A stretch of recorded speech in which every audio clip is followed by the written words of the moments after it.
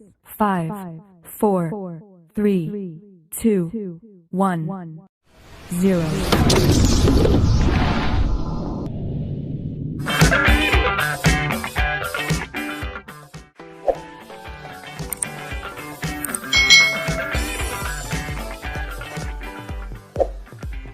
Hai, selamat datang di channel YouTube Kak Citra. Apa kabar nih adik-adik semuanya? Kak Citra berharap kalian dalam keadaan yang baik, sehat, dan semangat untuk belajar. Hari ini kita akan belajar bersama-sama untuk mata pelajaran tematik kelas 2 sekolah dasar. Kita belajar di tema 2, subtema 3, pembelajaran yang ke-6. Apakah kalian siap untuk belajar? Ayo belajar bersama-sama. Masih ingatkah kamu dengan kebiasaan Benny? Ya, ia biasa bekerja sama dalam permainan. Apa saja yang dilakukan Benny bersama teman-teman? Pernahkah kamu melakukan permainan seperti yang dilakukan Benny di sekolahmu? Nah, di sini Benny sedang bermain sepak bola. Pernahkah kalian bermain sepak bola bersama teman kalian? Pasti pernah ya, apalagi anak-anak yang putra. Nah, pasti suka sekali bermain sepak bola. Bacalah teks percakapan berikut dengan cermat. Apa saja tata tertib dalam bermain sepak bola? Tanya Dayu. Lalu si Benny menjawab, setiap anggota harus mematuhi aturan dalam permainan. Untuk apa? Agar permainan berjalan dengan tertib. Penonton juga harus tertib. Penonton tidak boleh melempar benda-benda di tengah lapangan. Kalau tidak tertib, akan mengganggu proses permainan. Sama seperti tata tertib di sekolah ya. Jika tata tertib tidak dipatuhi, pasti timbul akibat yang kurang baik. Benar, kalau tata tertib di sekolah dijalankan, akan bermanfaat dalam kehidupan kita. Kita akan terlatih untuk hidup lebih disiplin. Selain itu, kita juga terbiasa hidup rapi dan bersih. Kita juga terlatih untuk bertanggung jawab dengan kegiatan yang kita kerjakan, serta membiasakan diri untuk ramah kepada orang lain. Membiasakan hidup tertib memiliki banyak manfaat dalam hidup. Berarti kalau kita tidak mematuhi tata tertib di sekolah, akan berakibat kurang baik. Kita pasti akan mendapatkan sanksi.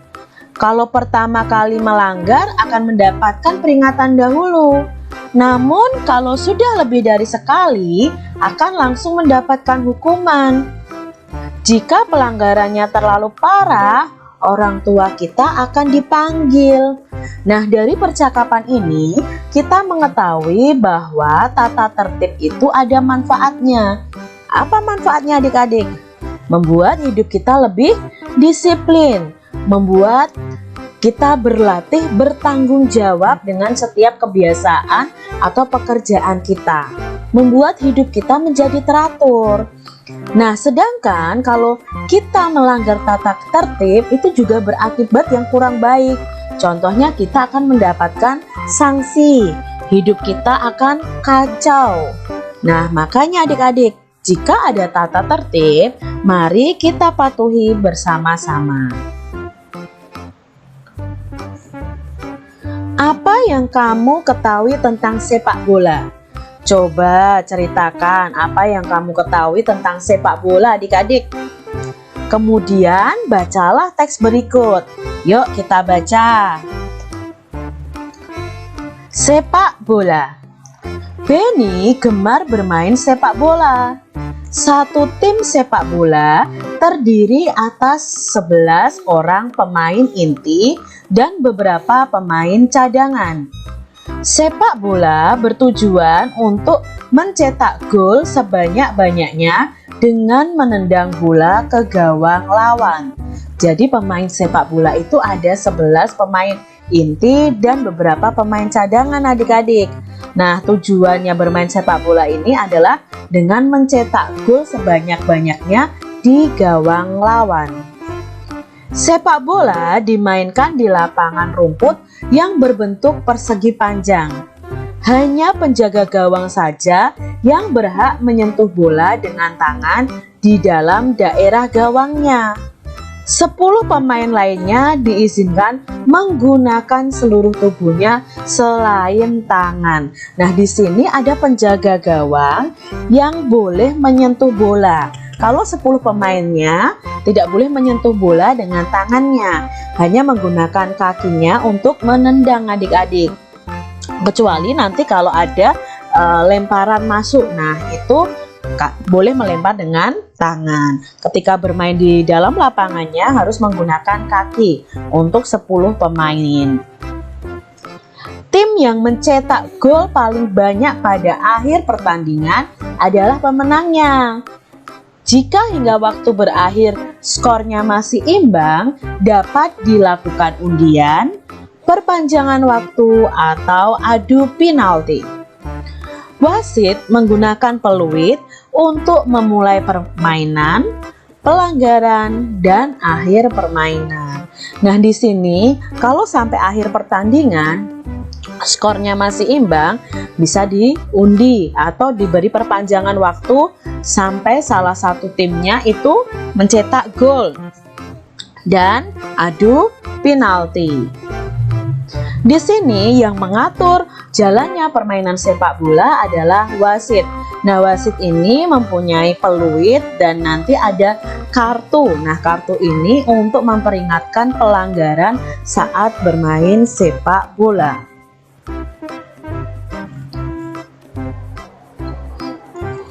Diskusikan dengan temanmu makna kata berikut. Buatlah kalimat dengan menggunakan kata-kata tersebut. Nah, di sini ada kata-kata yang sesuai bacaan tadi. Ada kata tim, inti, gol, gawang, dan penalti. Nah, kita mau cari tahu maknanya satu persatu. Dalam bermain sepak bola, alat yang dipakai adalah peluit, bola, dan kartu. Ayo amati benda-benda tersebut. Dan kalian bisa sebutkan ciri-ciri dari benda-benda tersebut. Peluit. Nah, di sini Kak Citra punya gambarnya. Coba deh adik-adik sebutkan apa sih ciri-ciri dari peluit ini? Dari warnanya. Oh, berwarna-warni. Terbuat dari apa? Oh, terbuat dari plastik. Terbuat dari aluminium juga ada. Lalu mempunyai tali, bisa menghasilkan bunyi. Nah, mungkin itu ciri-ciri yang bisa kalian sebutkan. Coba kalian bisa tambahkan lagi ciri-cirinya. Lalu ada bola. Coba sebutkan ciri-ciri bola adik-adik. Ya, misalnya nih ya, berwarna putih, biru, atau putih, hitam ya. Ada tulisannya, berbentuk bulat, di dalamnya ada gasnya, ya kan? Ada udaranya di situ. Lalu terbuat dari karet. Mungkin ada juga yang terbuat dari plastik yang biasanya dimainkan oleh anak-anak. Nah, coba kalian sebutkan ciri-ciri yang lain dari bola ini. Lalu ada kartu dalam sepak bola. Nah, ini adalah kartu yang dipegang oleh wasit. Nah, kartu ini dipakai wasit untuk memperingatkan tentang pelanggaran. Jadi, kalau kartu yang dikeluarkan kuning berarti itu pelanggaran yang ringan, jadi tidak perlu ada hukuman keluar. Tapi kalau sudah kartu merah, itu berarti pemain tersebut harus keluar lapangan dan tidak boleh bermain lagi. Kita cari tahu ciri-cirinya. Nah, ciri-cirinya yang pertama berbentuk persegi panjang. berwarna kuning dan merah ya ta? Terbuat dari kertas ya. Nah, di sini kalian bisa sebutkan ciri-ciri yang lain. Begitu adik-adik. Masih ingatkah kalian tentang pembagian yang bisa diubah dalam perkalian? Nah, pembagian itu bisa dicari hasilnya dengan kita mengubah dalam bentuk perkalian. Ini adalah contoh soal yang kita akan cari tahu jawabannya dengan mengubah pembagian tersebut ke dalam perkalian. Jadi di sini kalian bisa lihat dulu bahwa 27 dibagi 9 sama dengan titik-titik, karena titik-titik dikali titik-titik sama dengan titik-titik. Nah, nanti yang kita kerjakan yang bawah ini dulu adik-adik, baru kita ke pengurangannya. Kita cari dulu hasilnya 27 dibagi 9. Kita ubah 27 dibagi 9 sama dengan titik-titik menjadi perkalian. Nah, bentuk perkaliannya seperti ini adik-adik. Jadi titik-titik dikali 9 jawabnya 27. Nah, hasil titik-titik ini nantilah yang kita jadikan hasil dari pembagian 27 dibagi 9. Nah, untuk mencari tahu titik-titik ini kita pakai perkalian. Kita coba dulu 1 dikali 9 itu 9, pasti bukan 1. Kita coba 2 dikali 9 sama dengan ya 18. Oh, ternyata belum 27. Nah, kita cari lagi, kita ubah lagi dari angka 2, kita ubah atau kita coba angka 3. 3 dikali 9 sama dengan ya 3 dikali 9 sama dengan 27. Oh, ternyata cocok Kak Citra. Berarti hasilnya adalah 3. Kita tulis di sini 27 dibagi 9 sama dengan 3. Karena 3 dikali 9 sama dengan 27. Baru kita tulis pengurangannya. 27-nya dikurangi 9 sebanyak 3 kali sampai sampai hasilnya adalah 0 ya. Jadi kita tulis begini, 27 dikurangi 9 dikurangi 9 dikurangi 9 sama dengan 0. Jadi 27 dibagi 9 adalah 3. Kita lihat untuk contoh berikutnya. 32 dibagi 8 sama dengan titik-titik, karena titik-titik dikali titik-titik sama dengan titik-titik. Nah, kita cari tahu dulu 32 dibagi 8. Kita ubah 32 dibagi 8 menjadi perkalian. Bagaimana bentuk perkaliannya? Ya, titik-titik dikali 8 sama dengan 32. Lalu kita cari tahu, kalau kita umpamakan 1 pasti tidak 32 karena 1 dikali 8, 8. Kita umpamakan 2 dikali 8, 16, belum 32 Kak. Oke, kita umpamakan diganti angka 3 ya. Kita urutkan saja dari 2 lalu 3. 3 dikali 8, 24. Lalu kita lihat nih di sini hasilnya 24, di sini 32, berarti belum cocok adik-adik. Nah, kita cari tahu, kita umpamakan di sini 4. Nah, 4 dikali 8. Ya, 4 dikali 8 32.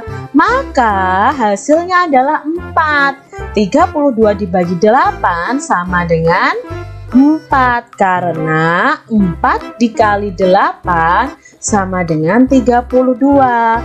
Lalu kita tulis bentuk pengurangannya. Berarti 32 dikurangi 8-nya sebanyak 4 kali. Jadi seperti ini adik-adik ya. 32 dikurangi 8 dikurangi 8 dikurangi 8 dikurangi 8 sama dengan 0. Begitu adik-adik. Mudah bukan untuk dipahami? Nah, selesai juga untuk pembelajaran kita kali ini. Nah, adik-adik, kalian harus tetap semangat untuk belajar dan jaga kesehatan kalian. Tetap semangat, Tetap kalian harus menjadi anak yang hebat ya. Sampai jumpa kembali di video pembelajaran selanjutnya.